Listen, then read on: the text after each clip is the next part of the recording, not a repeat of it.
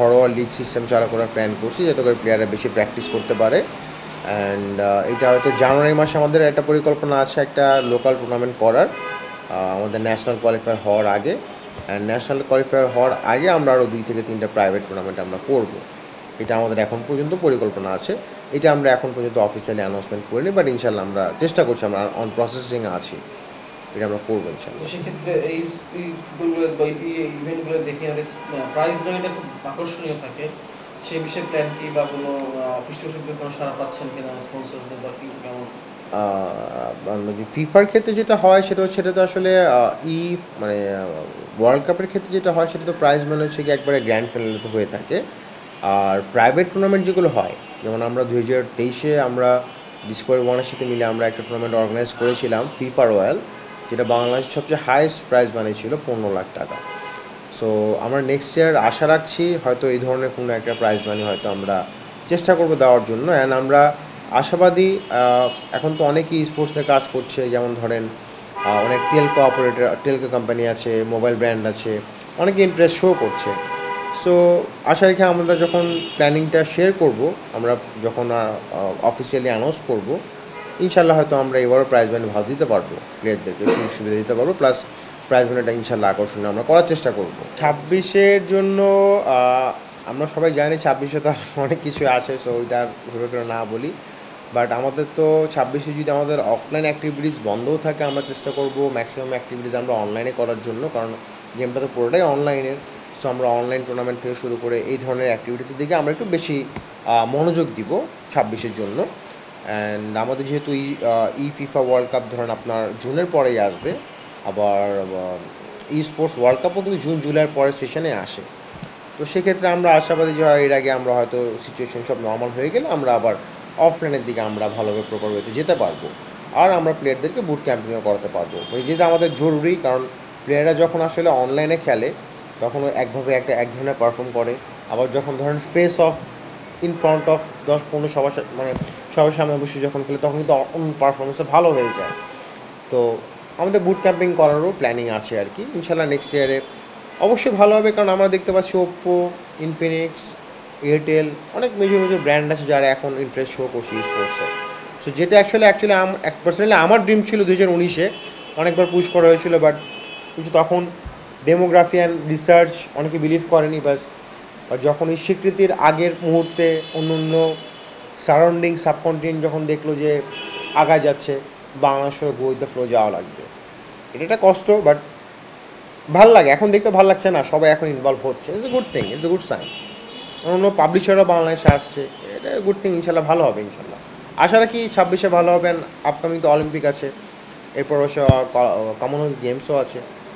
So আমরা আশা রাখছি ইনশাল্লাহ, মানে আমাদের টার্গেট হচ্ছে আমরা অ্যাটলিস্ট কয়েকটা মানে মেডেল আমরা আনতে পারবো। এতটুকু আমি অ্যাসিওর করতে পারি যে যদি প্রপার স্ট্রাকচার ডেভেলপ হয়ে যায় অ্যান্ড আমরা প্রপার একটা গাইডেন্স ফলো করতে পারি, এটা যদি জানি না কে কীভাবে নিবে, বাট আমাদের অনেক বেশি স্কোপ স্পোর্টসের থেকে স্পোর্টসে আমাদের মেডেল গেইন করা। কারণ আমরা যে পরিমাণ টাইটেল আমরা আসলে স্পোর্টসে পাই, এর থেকেও বেশি টাইটেল আমরা স্পোর্টসে পাই।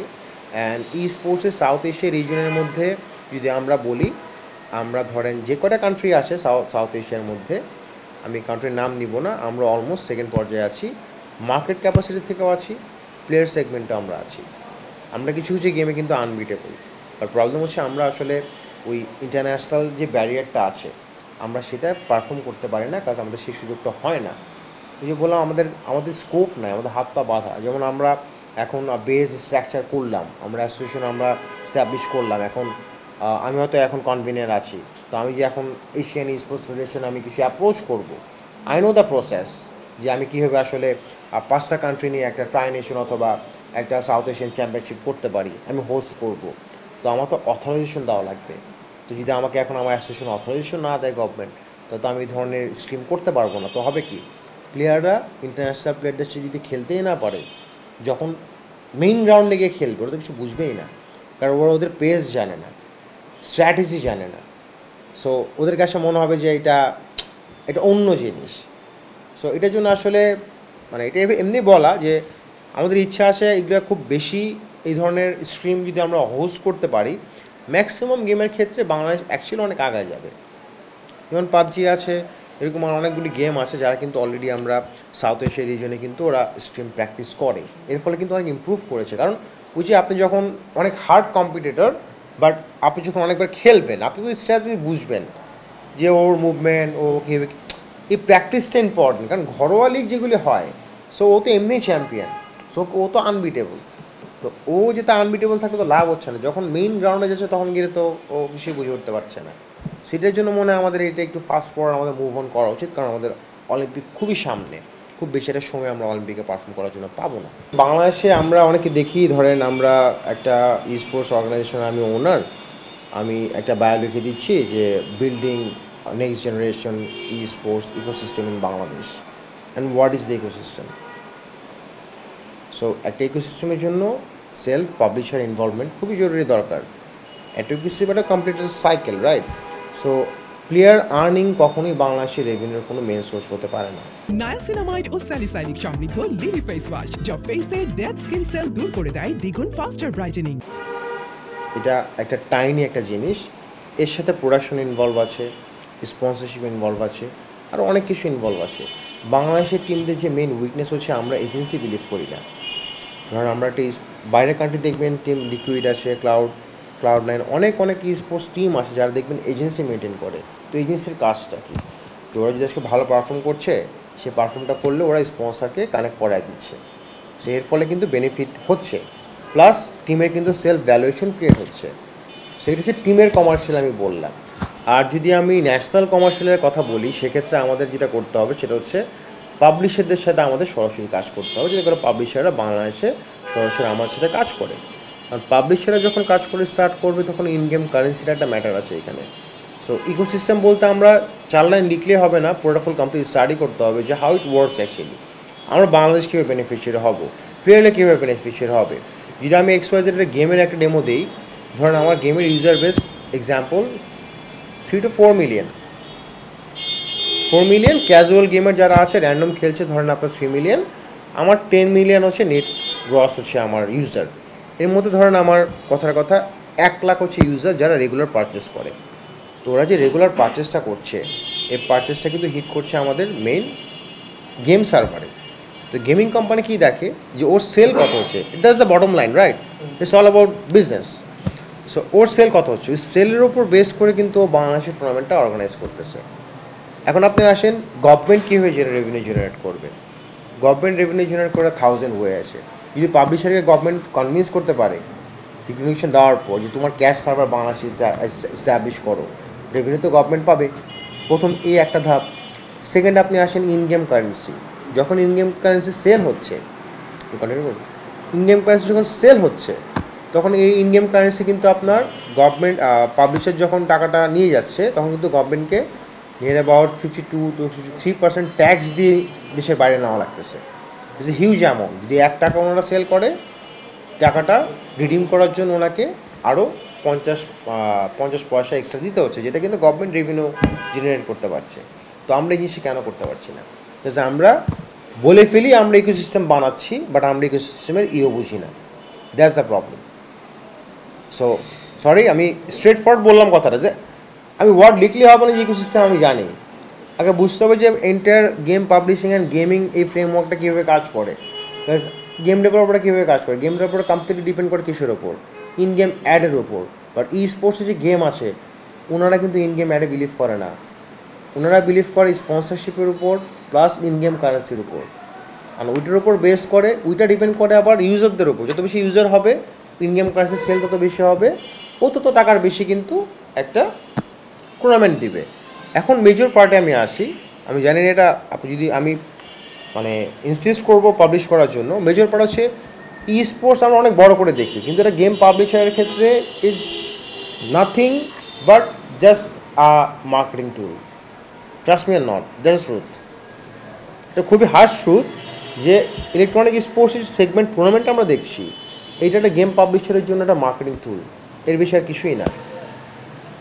কারণ ও যেটা সেল করবে, ও যদি আজকে 100 টাকা সেল করে, ও হয়তো আপনার 30 টাকা এখানে 30% হয়তো স্পোর্টসে খরচ করবে, just because of his marketing. ও মার্কেটিং করছে থ্রু আউট টুর্নামেন্ট, যাতে করে ওর নতুন করে প্লেয়ার অনবোর্ড হয়। সো এই যে এন্টায়ার জিনিসটা, এই পুরো ফুল প্রসেসটা যখন আমরা গ্লোবালি চিন্তা করি, পাবলিশারদের গ্লোবাল ইকোসিস্টেম এভাবে ডেভেলপ হচ্ছে। অ্যান্ড বাংলাদেশে এই ইকোসিস্টেম ডেভেলপ করার জন্য আমাদের অনেক পাবলিশার প্রয়োজন, পাবলিশারদের কোঅপারেশনের প্রয়োজন। অ্যান্ড পাবলিশারদের সাথে আমাদের যে আমরা এমইউ করবো অথবা ওনাদের সাথে যে আমরা কাজ করব, ফ্লেক্সিবিলিটি দিব, ওনাদের লোকাল আইডেন্টিটি ক্রিয়েট করার জন্য আমরা হেল্প করব, এই ধরনের পলিসি নিয়ে আমরা আসলে বিলিভ করি না, কারণ আমরা বুঝিই না এটা।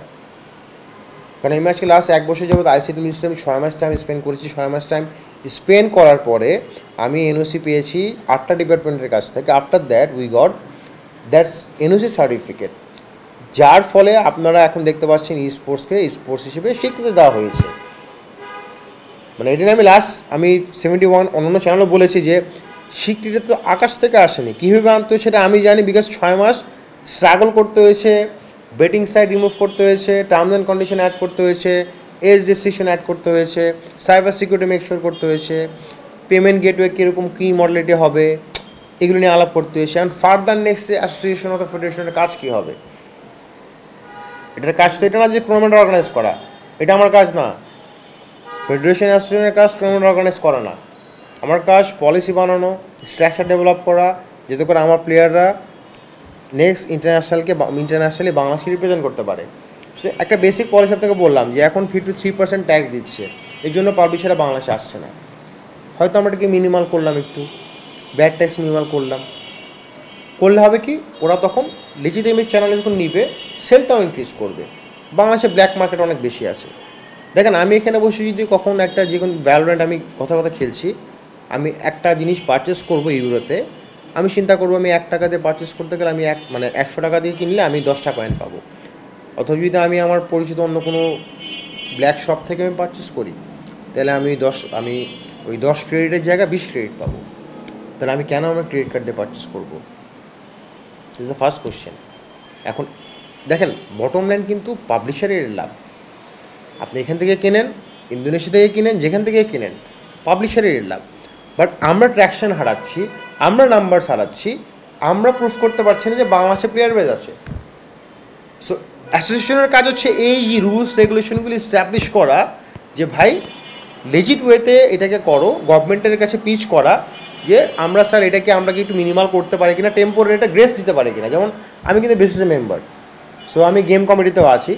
সো আমরা কিন্তু এইভাবে কাজ করছি অলরেডি, যে এটাকে যদি আমরা একটু গ্রান্ট করি তাহলে হয় কি ইন্টারেস্ট বাড়বে, ইন্ডাস্ট্রিতে অনেক লোক আসবে, কাজ করবে, অনেকে গেম নিয়ে কাজ করবে।